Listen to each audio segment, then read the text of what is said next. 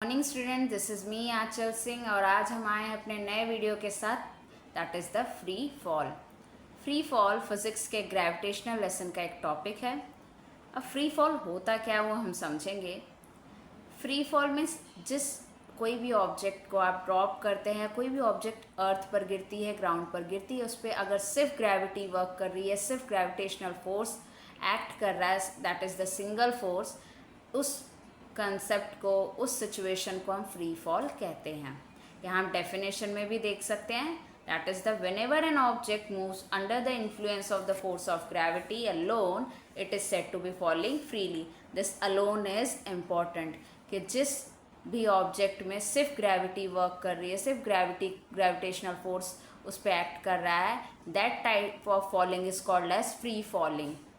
हम कोई भी ऑब्जेक्ट ड्रॉप करते हैं या उसे अपवर्ड डायरेक्शन में थ्रो करते हैं, नेचुरली अर्थ की तरफ अट्रैक्ट होती है और ग्राउंड पर गिरती है। So this is all about the example of free fall. आप कोई भी ऑब्जेक्ट, रबर, पेंसिल, वॉटेवर, आप कोई भी चीज़ अगर ड्रॉप करते हैं या किसी स्टोन को अपवर्ड डायरेक्शन में थ्रो करते हैं, वो स्टोन नेचुरली कुछ टाइम के बाद ग्राउंड पर गिरता है। So this is the example of free fall कि जिसमें सिर्फ ग्रेविटेशनल फोर्स एक्ट करता है, कोई एक्सटर्नल फोर्स उस पर वर्क नहीं करता है, ना हम अपनी एनर्जी को यूज़ करते हैं। तो ऐसे फॉलिंग को हम क्या कहते हैं? फ्री फॉलिंग कहते हैं। अब यहाँ पे है, during free fall the frictional force due to air opposes the motion of the object and buoyant force also act on the object. Generally कहा जाता है कि सिर्फ ग्रेविटेशनल फोर्स वर्क कर रहा है, बट नॉर्मल सिचुएशन में उस पर फ्रिक्शनल फोर्स भी वर्क करता है और बायवंड फोर्स भी वर्क करता है, एक्ट करता है।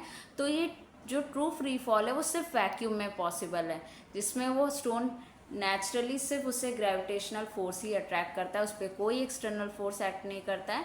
बट जनरली ये जनरल सिचुएशन में ये होता है कि फ्री फॉल में फ्रिक्शनल फोर्स और बायवंड फोर्स भी एक्ट करता है। But what is the important thing? That is free fall, that is if any object attracted toward the ground or it falls on the ground, only gravitational force act on it, सिर्फ gravitational force act करता है, that is the free fall. Now अब हमें ये पता करना है कि हमें फ्री फॉल तो कंसेप्ट समझ में आ गया कि फ्री फॉल क्या होता है, जिसमें सिर्फ ग्रेविटेशनल फोर्स एक्ट करता है और कोई एनर्जी नहीं, वो फ्रीली ग्राउंड पर गिर जाता है, that is the free fall. अब हमें न्यूमेरिकल्स कैसे सॉल्व करने हैं, हमें वेलोसिटी और जो टाइम लग रहा है अर्थ पर पहुंचने के लिए स्टोन को, उसे कैसे सॉल्व करना है वो हम देखेंगे। For a freely falling object the velocity on reaching the earth and time taken for it can be calculated by using Newton's equation of motion. हमें वेलोसिटी और टाइम कैलकुलेट करना है, तो हमें ये न्यूटन्स इक्वेशन ऑफ मोशन को use करना है। This three equations are that v is equals to u plus at, s is equals to ut plus half of at square and v square is equals to u square plus 2as।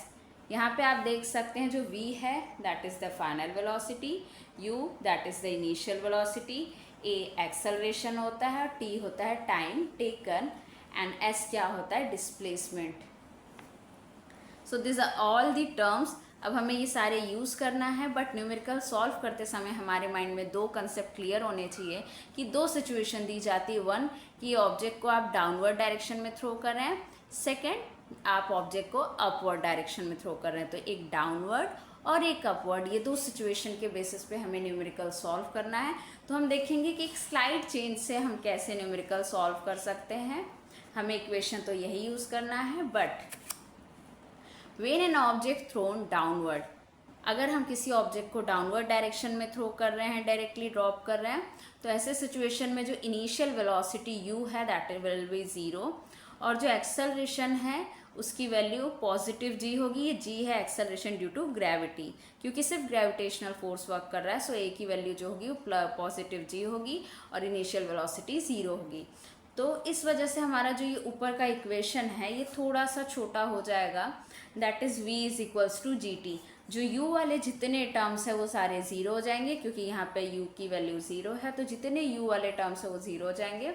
So v is equals to g t, s is equals to half of g t square and v square is equals to 2gs। यहाँ पे सिर्फ हम क्या कर रहे हैं कि u की वैल्यू 0 कंसिडर कर रहे हैं एंड जो a की वैल्यू है वो g है।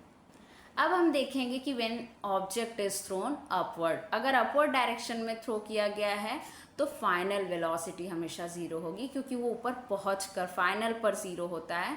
So v is always zero. Downward में इनिशियल वेलोसिटी जीरो होती है और अपवर्ड में फाइनल वेलोसिटी जीरो होती है, v is equals to zero. और जो g की वैल्यू होती है यानी एक्सेलरेशन ड्यू टू ग्रेविटी होती है वो हमेशा निगेटिव होती है। ओके, क्योंकि एक्स्ट्रा फोर्स एक्ट करता है, सो a की वैल्यू जो होगी वो निगेटिव होगी। So this is all about free fall, कि फ्री फॉल होता क्या है। सिर्फ ग्रेविटेशनल फोर्स जिस पे एक्ट करता है उसे फ्री फॉल कहते हैं, और हमें दो सिचुएशन की बेसिस पे न्यूमेरिकल सॉल्व करना है, that is upward and downward. हम अगले नेक्स्ट वीडियोज में न्यूमेरिकल सॉल्व भी करेंगे। Thank you so much.